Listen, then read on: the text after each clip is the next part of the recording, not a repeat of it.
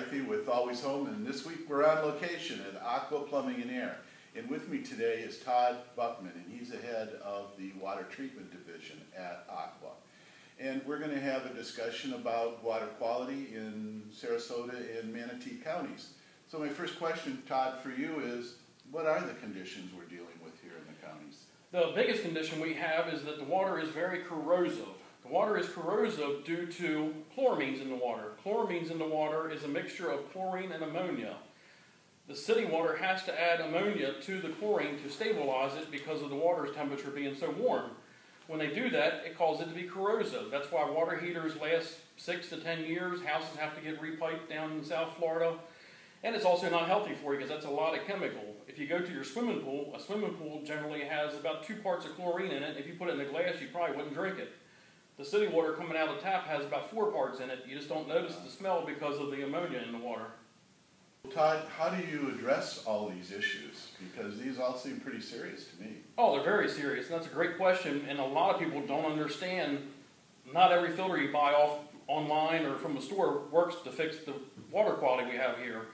With the chlorine having the ammonia in it, it stabilizes the chlorine, and then a standard carbon filter doesn't take it out. I've tested many refrigerator filters that still have chlorine in the water coming out.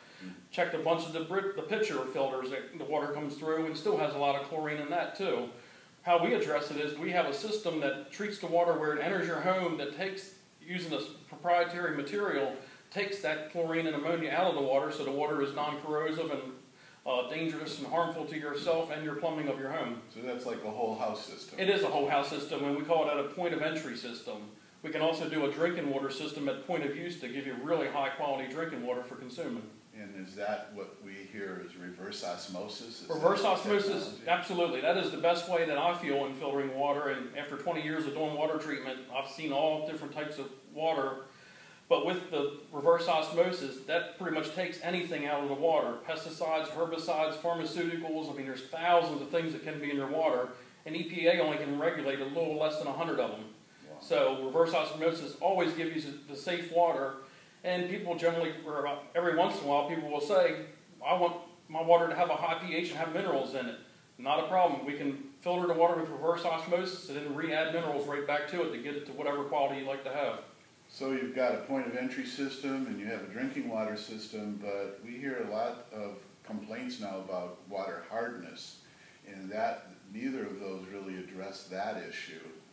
Could you talk a little bit about water softening? Absolutely. Well, a water system, or the systems that we install where the water enters your home, is actually a dual media technology where we actually have 2 compartments in the filtering tank. One compartment actually has a really high grade of carbon that takes out the chlorines and ammonia. The second part has a water softening resin that pulls the hardness out of the water. With the chloramines in the water, you can't just install a regular water softener on this water, or within 3 to 5 years it's destroyed by the water quality. Wow. So we like to treat the water with the proper system so you have a longevity of a system and not ever think about replacing it, or no time soon anyway. Well, you know, I see on TV this thing where you wrap these coils around a pipe and you magnetize it. Does that really work? I have not seen one that does it yet. They supposedly prevent scale buildup, but you don't have the benefits of having the good clean water like we provide. And I can show you that with some samples that I can do. Okay, great. Okay, well now I have drawn 2 samples of water for you to see. One sample has been run through the proper treatment of the city water that we have here in Sarasota, and that's where the water has been filtered from the chlorine, the ammonia, the chloramines, and also the hardness out of the water. The other sample is just straight from the city water supply. And the best way to show you what is in water is by using soap. Soap is an agent that bonds to dirt. Alright, so now what I am going to do is add some soap to this water to show you what is going on with the water. The soap we use has no added lotions or oils in it. It's just plain soap, and I'm going to put 3 drops of soap in each beaker. And with soap being a bonding agent, you will start to see fairly quickly the soap start bonding to things that are in the water. When it does that, the water is going to lose its clarity. And as you can see here, the one beaker is starting to get a little cloudy where the treated water, the soap's in here, but it's still at 100% efficiency for doing your cleaning. Now the best way to know if you have enough soap if you're washing your hands or hair is you want to see suds. So I'm going to shake these up. And as you mix treated water, you get lots of soap suds. However, if we're using the straight out of the tap water, you don't get suds. So the way 90% of the people around here treat their water is by using chemicals and adding lots of soap. Let's see how much more soap it takes to make this water suds up. Right now we have 3 drops of soap in each beaker. I'm going to add 4, 5, 6, 7, 8, 9. 9 more drops of soap. That's 3 times the amount of soap in the beaker. And it's still not sudsing up, so let's give it a couple more drops. And if a drop of soap costs $1, we spent $3 and got our cleaning power with treated water. Now we're at 10, 11, 12, 13, 14, 15 drops of soap, or $15 worth of cleaning products. That is 5 times more soap that's needed to clean the whatever you're cleaning than it is with treated water. Starting to get some suds, but you can definitely see the clarity of the water and the difference of it, and that's what we give you with good clean water. Todd, as I understand it, this is your point of entry system. Now, I'm used to seeing when we inspect homes, big tubs where you put bags of salt in and everything else. Is this all there is to your point of entry system? No, this one does several things. What this system does, this is the dual tank media that I've talked about, where it actually has 2 different chambers inside of this tank that filters the chlorines, ammonia, and also the hardness out of the water. It is a self-cleaning filter, and when it cleans itself, it uses sodium chloride, which is salt. Salt is a cleaning agent. If you want softened water and the benefits of good clean water, you do need to use salt. However, what sets us apart with this system is, with Helen brand, we have a patented process that does a brine recovery, where instead of just putting the salt water, run it through the system and then down the drain, it actually recovers it, recaptures it, and puts it back in the salt tank for reuse, making it very, very efficient. There is nothing that I've seen as efficient as this system. The other thing that we have is if you happen to have a house on city water where the water main comes in, there's normally not electricity. We have a solar powered option that we can make this totally non-plugged into the home and just run off of a solar power. AH-Aqua Plumbing Air is one of our preferred service providers, and as such, we rely on them, like all of our service providers, to do the maintenance on their systems.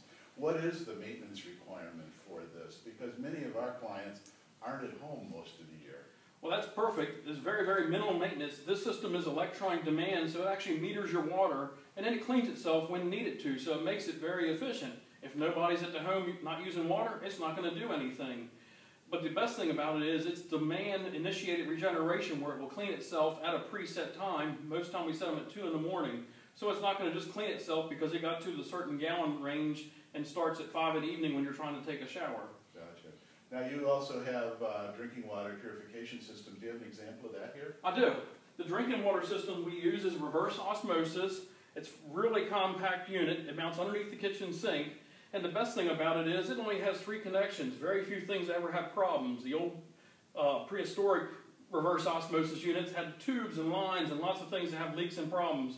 These are really nice, neat, clean. They get installed under your kitchen sink. You get a separate faucet added for drinking water, and it's the best tasting water you can ever have. Now the systems I usually saw had a big pressure tank that you put under there also. Is that part of the system? This does have a little tank. A reverse osmosis makes water at a limited amount. Most of the time, with the water temperature and pressures down here, it's about 2 gallons an hour that it produces. So you have a 2-gallon holding tank where the water is held, and then as soon as you start using water, it'll replenish that tank up, and that's usually enough to handle a family of 4 or 5 with no problem at all. If we need an extra tank, we can always add it. Now, how efficient is this? How many gallons does it take of tap water to make a gallon of purified water? Excellent question. Reverse osmosis generally takes 2 gallons of water to create 1 good gallon of water for consuming.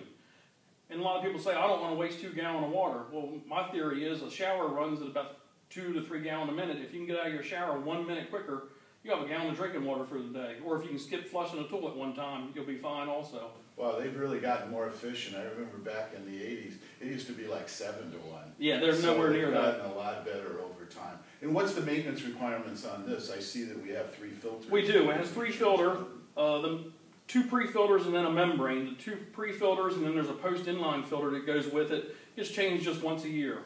And we can do that at the same time that we would service and check over the water treatment system and top you off with salt. Normally when we install a system on standard water around here, the system does use some salt to clean itself, but 1 tank of salt most of the time will last almost a year.